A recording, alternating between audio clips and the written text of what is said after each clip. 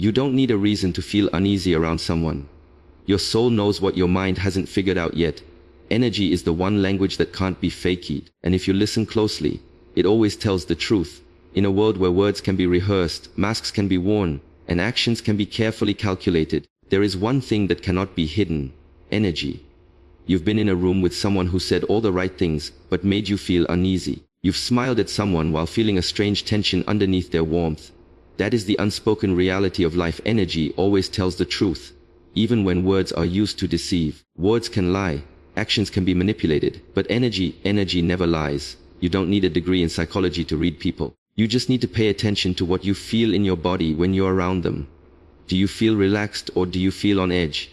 Do you feel open or do you start to shut down? The feelings you get around people are not random, they are signals. Your nervous system is picking up subtle cues long before your conscious mind can process them. That tightness in your chest, that heaviness in your stomach, that sudden sense of being emotionally drained, those are all clues. Clues that someone's energy does not match their words. People often pretend, they wear smiles like armor. They say the right things to fit in, to be liked, to get what they want. But their energy is constantly leaking out of them. It shows in their tone, in their eyes, in the pauses between their words. You don't need to hear them say anything negative to know something is off. You can feel it. That's your intuition, your deeper knowing, trying to speak to you before your mind talks you out of it. Many of us are taught to ignore this feeling. We're trained to prioritize logic over emotion, appearance over alignment. We tell ourselves we're being too sensitive or overthinking it. But what if you're not? What if what you're feeling is real? And the greatest mistake is dismissing it in favor of what sounds right on the surface. There is a deep intelligence in your body, a wisdom in your gut that has evolved over generations. It's not paranoia, it's protection. Think about how many times you've looked back and said, I knew something was wrong, but I didn't listen. That's because energy is always communicating with you. It whispers before it screams. The problem is, we often don't give ourselves permission to trust it until we're hurt. But you don't need to wait for proof. You don't need someone to betray you to justify leaving. The absence of peace is enough. The discomfort is enough. The misalignment is enough. You see, people can fake behavior for a while, but they can't fake energy. That's why you can meet someone new and instantly feel connected, because their energy aligns with yours. And you can be around someone for years and still feel like something isn't right, because energy doesn't lie, even when you want it to. It's not about being judgmental or critical. It's about being honest with yourself, about what feels safe, what feels supportive, what feels real. Start paying attention to how your energy shifts in the presence of others. Notice when you feel energized and inspired versus when you feel small, anxious, or confused. The truth is always in the feeling. You just have to slow down long enough to hear it. Don't ignore it. Don't justify it away. Trust it. Your peace, your clarity, your sense of well-being, they're all tied to the energies you allow into your life. So become more fluent in this silent language. Learn to read energy the way you read words, because once you do, you'll never again fall for what simply sounds good. You'll only move with what feels right. And that's how you protect your spirit in a world full of noise. There are moments in life where everything looks fine on the surface, but something deep within you feels off. You can't explain it. There's no visible red flag, no clear evidence, nothing dramatic to point at. And yet there's this quiet unease you just can't shake. That's your spirit speaking before your mind can catch up. That's your inner self warning you in whispers while your brain is still trying to make sense of the noise. Too often, we ignore this voice. We call it overthinking, paranoia, being too sensitive. We've been conditioned to override our inner knowing and let logic lead the way.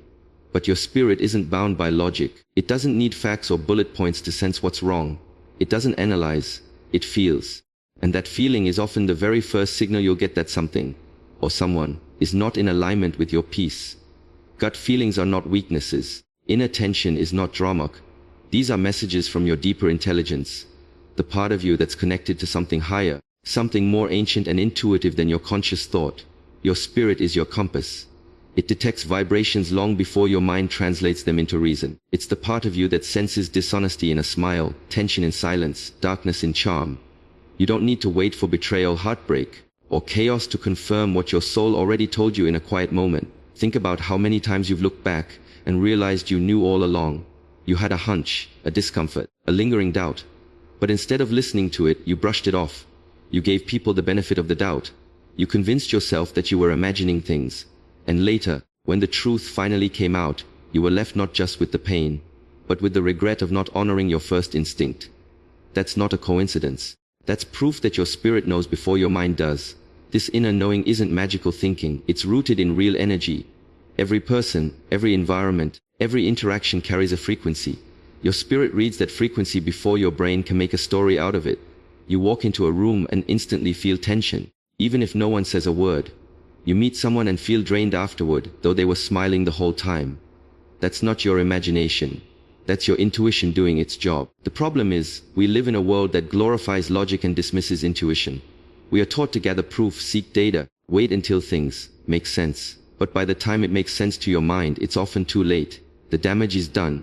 The energy has already shifted. Your spirit tried to save you, but your logic talked you out of it. That's why the most powerful people in the world, emotionally, spiritually, and mentally, are the ones who trust their gut. They don't wait for the facts to pile up.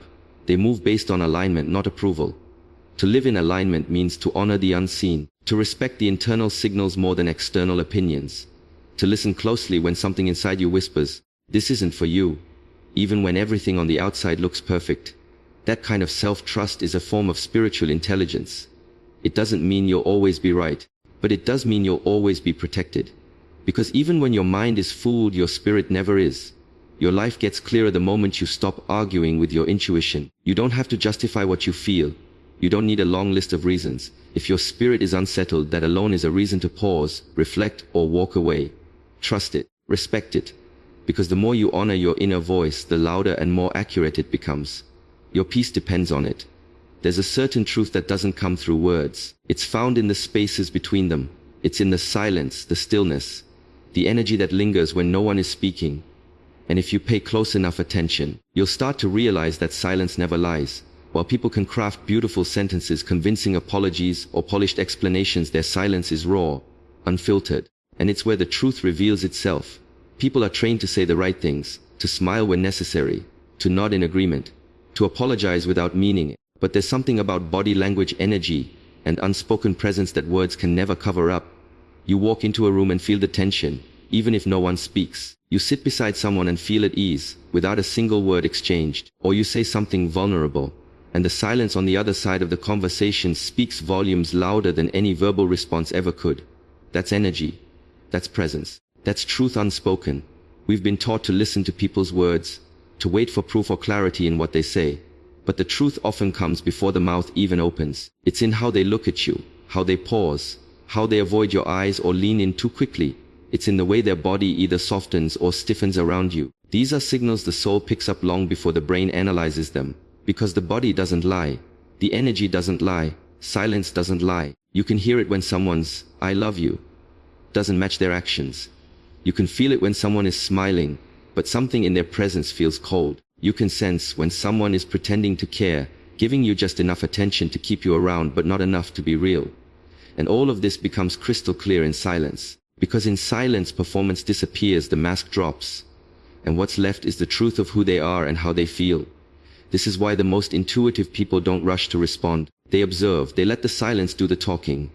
They let energy finish the sentence before their mind even forms the question. And in doing so, they avoid getting trapped by charm or words carefully chosen to manipulate. Because they know, words are cheap, but energy is the receipt. And silence, that's where it gets printed. Think about the people who make you feel safe even when they're quiet.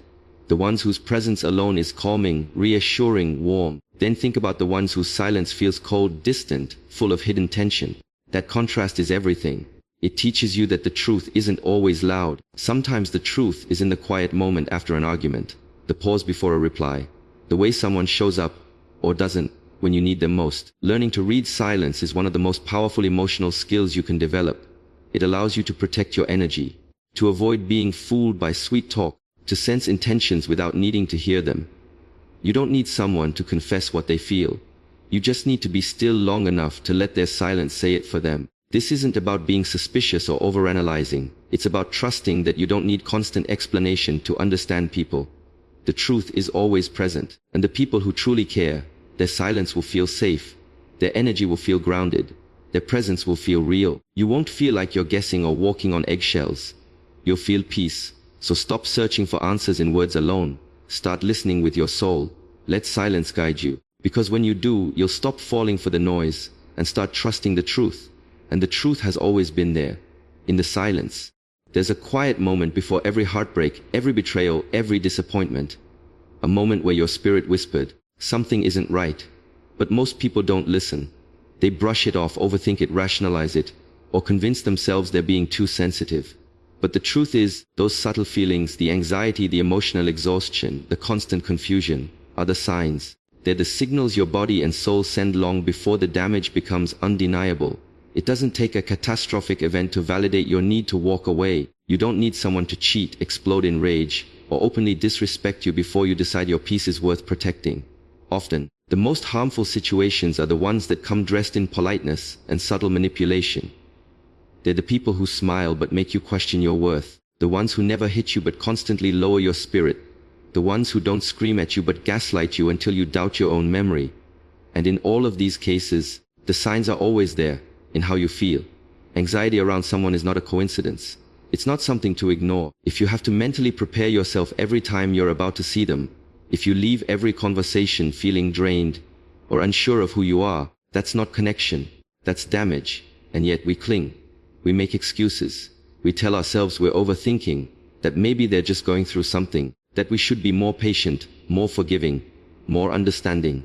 But while you're understanding everyone else, you're abandoning yourself. Relationships, of any kind, should never feel like a constant battlefield where you have to fight for clarity, for honesty, for respect. They should never feel like you're always guessing, always trying to fix something that keeps breaking. Peace isn't too much to ask for, and the absence of peace is more than enough reason to step back. Because it's not about what they did, it's about how you feel. And how you feel matters. When someone consistently leaves you feeling unsure of your place in their life, believe that. When someone only shows up when it benefits them, believe that. When you have to shrink, edit yourself, or constantly explain why your needs matter, believe that. You're not being dramatic, you're not asking for too much. You're simply being shown who they are, and your only job is to believe what you're being shown. The longer you ignore the signs, the louder they get. What starts as a gut feeling becomes sleepless nights. What begins as a small discomfort becomes full-blown anxiety. And eventually you start to lose pieces of yourself trying to make a broken connection feel whole. But it's not your job to carry what was never yours. It's not your duty to repair people who refuse to take responsibility for their energy. You deserve to be around those who bring you peace, not chaos disguised as love, loyalty, or friendship. Walking away doesn't make you weak, it makes you wise. It means you've finally stopped waiting for someone to validate your pain. It means you've chosen your well, being over their convenience. It means you've grown enough to know that you don't have to explain your boundaries to people who keep stepping over them. So pay attention to the signs. They're not accidents. They're not misunderstandings. They are messages, divine warnings, inner alarms sounding off. Don't silence them. Don't suppress them. Listen. Respect what your spirit is telling you, because the moment you start honoring those quiet signals is the moment you stop settling for less than you deserve. Words are easy. Saying, "I'm sorry," takes seconds. Promising change can roll off the tongue without hesitation. But patterns don't lie. Patterns tell the truth about who someone is and what they value. If someone keeps doing the same thing over and over while expecting you to accept their apologies, they're not actually sorry. They're just hoping you'll keep tolerating the damage. One of the biggest traps people fall into is giving endless chances based on emotional moments. Someone cries, expresses regret, and says all the right things. And in that vulnerable space, you want to believe them. You want to believe this time it will be different. But emotion is not change. Tears can flow without transformation. And regret without adjustment is just manipulation dressed up as sincerity.